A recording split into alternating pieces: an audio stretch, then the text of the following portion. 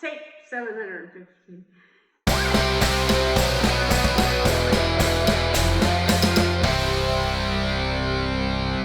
Hi, I'm Spike, and today I want to talk a bit about my meditation practice and my meditation book, which is called Sit, Stay, Heal, How Meditation Changed My Mind, Grew My Heart, and Saved My Ass. A subtitle so long that I am unable to memorize it, so I have to read it. That's me on the cover, and this book sort of sprung out of, I did this blog where, looking back on it, it's pretty nutty. Every single day for a year, maybe even for longer than a year, I posted a photo of myself meditating or pretending to meditate in all kinds of kooky places. And then I wrote kind of a poem to go with each one. And that blog went on for years. At some point I switched to like weekly and then monthly. And even to this day, sometimes if I'm out somewhere and I see a cool sculpture or something, I can't resist taking a photo meditating in front of it. But anyway, after I did that for a year or so, I decided to do a book about my adventures, and I realized after the book came out that I really, I could have just written a line instead of a book, because of all the reader mail I got, nearly everyone said the same thing, which is they loved the line where I talked about how you can't do meditation wrong. There's not a wrong way to do meditation.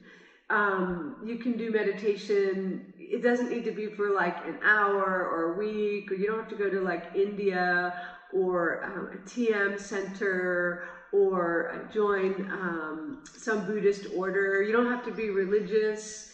You can be a different religion than Buddhism. It's just, it's all about learning to pay attention to your breathing.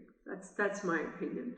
So anyway, I wanted to read the introduction to this book, and then we're going to do a little meditation. Well, I'm going to meditate. You're welcome to join me if you want, and then we'll talk about it. We won't really talk about it because I'm here by myself, but we can pretend to talk about it. We can talk about it in our heads. So this is the preface, and it's from January 2015. Hello, welcome, and thank you for being here. The stories I am about to tell you are true. The need for preface isn't really much, except that I am a lifetime over-explainer, so please indulge me just for a moment here. In December 2012, I lost my shit. I mean, I really, truly freaked out. Not the first time in my life. Beginning around adolescence, I started suffering from cyclical bouts of intense depression. Back then, that word wasn't bandied about the way it is now. It certainly wasn't mentioned in the home in which I grew up, nor was anxiety or self-medication or alcoholism, definitely not PTSD. But I know, now that I am older and have been through a lot of therapy, and because we live in a society with a growing body of research explaining these things, that for the vast majority of my life, I suffered from all of these ailments of body and mind. A friend once said to me, "Wow, you have everything," which I actually thought was pretty funny. I guess I kind of do have everything, but really all of the everythings are intertwined. Although I can't make an accurate diagram indicating how much of my mind has been eaten up by the anxiety versus the depression, the PTSD versus the addiction issues, I can say that all of them are interrelated, and that they had a hell of a party inside my mind, egging each other on, double daring each other to see which would be the one to finally take me down. While I hope that I have not too much used these labels as crutches or excuses, there's little doubt that at times I have. These days, though, when I am contemplating the various demons that have stomped around in my mind for so very long, I only ever reach for a label as a tool to help me continue working to heal my mind and ease my suffering. Recognizing that I have X traits and that these traits fall under the umbrella of, say, PTSD, I can, when symptoms flare, look at what therapies exist to help alleviate them. I'm all about the healing now, genuine healing, I mean. I used to try to find a cure in the bottle, and that worked really well for me. Just about every night I would throw back a bunch of booze, and somewhere in between the third and fourth drink, I would find this beautiful mental sweet spot where the anxiety would melt away, I could be still, and the pains past and present that had been screaming at me would mercifully hush. This felt so good, and it lasted for a solid 20 minutes. Then, pretty quickly, I'd be drunk, then hungover the next day. Hangovers are feasts for mental demons, and they'd all rush to the table and devour me some more, amplifying the voices of self-doubt, self-hatred, fear, worry, and all the other 90 billion variations of darkness I could conjure. Eventually, thankfully, I put down the bottle. That was a good start, definitely on the list of things to do to quiet the voices. But getting sober was not, it turned out, enough to keep me from succumbing to ongoing stretches of depression, which still swept over me unbidden and left me reeling. Not as often, and perhaps not usually as bad, but the thing about depression is when you're in it, and you are so down you hardly have the time or interest to console yourself with the thought, say, I only feel 87% like utter hell instead of 110% the way I used to feel when I was depressed and drunk. In December 2012, though, I can say with authority, because unfortunately I had a ringside seat, that my mind went haywire, really short-circuited. There was some good news. Despite the feeling that dying seemed like it would be far less complicated than living, I understood that I did not want to kill myself or relapse and drown my pain in alcohol. Best of all, I understood that despite being so exhausted I could barely summon the energy to take a leak, I absolutely had to investigate a cure. Not a short-term fix, but a real, true, once-and-for-all healing of my mind. I'd flirted with antidepressants several times in the 90s to no avail. Exercise helped. Eating right helped, but then when I'm depressed, eating is practically out of the question. I did know about meditation and in fact have been meditating off and on for a dozen years already. But now I wanted to see if I could commit to a serious daily practice in the hopes of banishing the depression forever. A tall order, yes, but I was so sick of being felled regularly by my own mind. Also, a growing body of neuroscientific studies was quantifying astonishing results experienced by meditators. Not that I actually in my condition gave a rat's ass about exploring these studies in depth, but let's just say the buzz was out there picking up steam. Meditate. It's damn good for you. What follows is the tale of my adventure in applying mindful breathing to my life in a very dedicated way. I'm going to tell you right now, meditation works. I don't mean I feel a little better. I mean it now has been 2 solid years since I've fallen into depression. While I must give some credit to other factors, getting older, intense work with a great therapist, friends who have held me so close over the years, even and especially at my lowest points and darkest moments, meditation has been a key component in my recovery from nearly 4 decades of this cyclical anguish. I still have very hard days. I still freak out internally sometimes, but I no longer lose my shit, not like the old days. When issues come up, real or imagined, or a combination of both, meditation provides an awareness that helps me sort through it all, stay steady on, and understand deeply what is going on. In turn, this understanding quiets the anxiety and helps me see clearly. The attendant calm sharpens my focus so I can zoom in on my suffering, recognize my own role in that suffering, and consequently send suffering packing. You know those magic 8 balls that you ask a question, then shake, and a white triangle appears in the blue liquid and offers variations of yes, no, and unclear? Pretend your mind is the 8 ball. Now pretend your question has to deal with something truly getting to you. Personal failures, relationship problems, guilt, regret, addiction. Meditation is like shaking the 8 ball, except completely different because, yeah, you're being very still. And once you've practiced for a while, always getting a clear answer, never getting some vague suggestion to ask again later. It is my hope that if you are suffering from big hurting mind, that my story will encourage you to try sitting and breathing just to see where it takes you. Or even if you aren't battling the sorts of mental ailments I battled for so long, I promise you, you will also benefit tremendously from meditation because all of us can use clear answers to live better. The book is laid out in alternating sections. There are chapters interspersed with lessons. The chapters tell the linear story of my journey from December 2012 through December 2013. The lessons explain how my meditation practice works.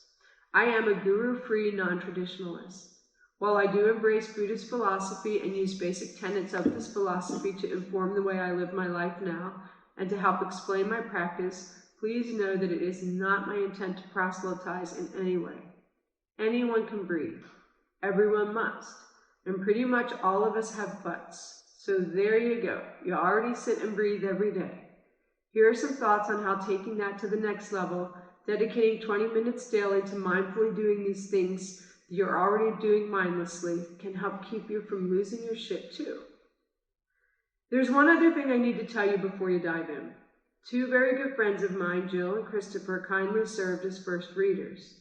They concur, and I cannot deny that the first part of this journey is indeed very dark to the point of being potentially off-putting. Many people know me as a wise ass, a jokester, and one who laughs often. Those are all true parts of me. I don't always display outwardly the darkness when it comes from me. So the stories you're about to read may come as a surprise, and at least some of them are going to bum the crap out of you. I ask that you bear with the tale. Consider this not my greetings from Asbury Park, but rather my darkness on the edge of town. And if you need a little something to lift your spirits and get you through the hard parts, here's a little story to help you toward that end. In mid-December 2013, I was nearing 1 full year of meditating with serious intent every single day. I was invited to participate in a fundraising event called 60 and 60 to support Fusebox Festival, an annual internationally renowned fringe theater extravaganza in Austin, headed up by my friend Ron. The way it works is that 60 performers each get 1 minute to deliver a performance. When I participated in 2012, I brought my Boston Terrier Rebound, held her in my arms, and sang "You Are My Sunshine" to her in front of a packed house. I called the piece Empty Nest Syndrome. To my surprise and delight, the hundreds of people gathered in the room joined me, and what I had intended to be a minute of silliness turned into 60 seconds of deeply touching community collaboration. I figured I'd do Rebound Redux in 2013, dress her in her Marilyn Monroe costume, and have everyone sing "Happy Birthday, Mr. President." Then I got word that due to new regulations, no dogs were allowed. So I decided, what the hell, I'd just use my 60 seconds to meditate. Lucky for me, the guy who went on immediately prior thought it would be a brilliant idea to stand up and sing a song about a dream of singing in front of people naked, which, yes, he sang naked, his little man-meat flapping in the wind for all to see. I stepped up to the mic and asked the room, still recoiling and trying to unsee my predecessor, to please join me in a full minute of meditation. Then I dropped to my cushion, got into half lotus, and as quickly as possible willed myself into mindful breathing. Not easy in a room alone, much harder in loud, crowded bar with hundreds watching me and chattering about a penis. As I had been surprised the year before, now I was surprised again. The entire room fell into an immediate dead silence. Everyone breathed with me. I could hear my heart bashing against my ribs. I kept breathing. They kept breathing. It was a very long minute, but a very good one. As with my Rebound song, I thought I was presenting this piece as a bit of a lark. But there I had this solid proof of how my year of meditating with intent had paid off. I could still myself in that crazy, noisy space. Every single voice quieted in an instant. This metaphor is almost too easy, but I'll take it. My whole life, there was a crowd of voices in my mind. Sometimes they still show up. Always I sit down on my cushion, I breathe, the voices stop, the silence is beautiful. So, when I meditate, which I do usually twice a day actually, once in the morning and once in the afternoon. In the morning I meditate in my bed. This is not my bed, this is a hard wooden stage. But I think my point is that you don't need a special meditation room or anything. You don't even need to sit on a cushion. You can be standing up or sitting in a chair. I like the cushion, and I use an app which is called Insight Timer. I'm going to bring it up here. Let's see, where is it? And Insight Timer is really cool. I know I'm giving them a plug, but there's a reason I'm giving them a plug. Well, first of all, because I've been using this app for many, many years. And second of all, you can, for absolutely free, listen to the first 8 chapters of my book. I recorded the first 8 chapters in audio format, and they're on Insight Timer. And then also I have a course available on Insight Timer and that's 10 lessons about grief and dealing with grief and using meditation to deal with grief. Insight Timer also has a lot of guided meditations. I prefer to just use a simple timer. I meditate for about 21 minutes, actually for 21 minutes, and it starts with an opening bell, and then I have chanting monks. I like the idea of a bunch of monks being in my bed with me, and then and every 3 minutes the bell rings, and each time that happens, it's an opportunity for me to kind of get refocused, because I'll get monkey mind where my mind is full of thoughts, maybe sit up a little bit straighter, and just continue focusing on my breathing. So I'm not going to do a 21-minute meditation now. I'm just going to do a really brief meditation, maybe for 3 minutes or a little bit longer, but just to kind of give you the feel for what my app sounds like, so you can watch me meditate. Very exciting, I know. You're welcome to join me if you want to get in a comfortable position, sitting on a cushion or on the floor, on a couch, on top of the refrigerator, wherever you're comfortable sitting. And the idea is you're not doing it wrong. I hold my hands here. Some people do this. You're not doing it wrong. The idea, I like to close my eyes. Some people keep their eyes open. Just focus on breathing in and breathing out. And when a shopping list fills your head, that's completely fine. When an angry letter to your ex fills your head, it's completely fine.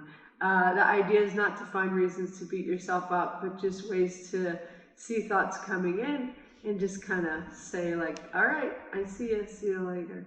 So with that, I'm just going to hit the timer and do a little meditation.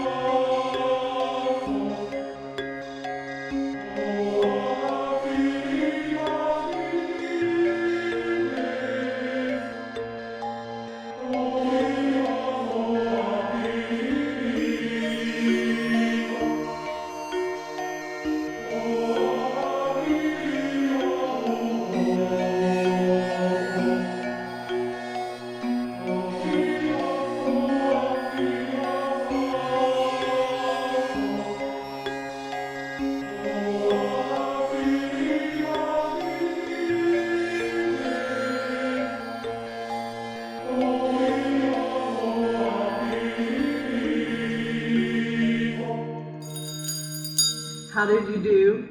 That's a trick question. You did great. Even if, I don't know, got up and walked away or whatever. Just thinking about meditation, in my opinion, is a good way to get the practice started. So I hope that you like that, and maybe we'll try again tomorrow. And maybe we'll just turn this into a channel of me meditating for an hour every day. That'd be great. Thanks for listening, y'all. If that piece spoke to you, I hope you'll like and subscribe to my channel, and maybe take a second to copy the link and share it with a friend. Take it easy.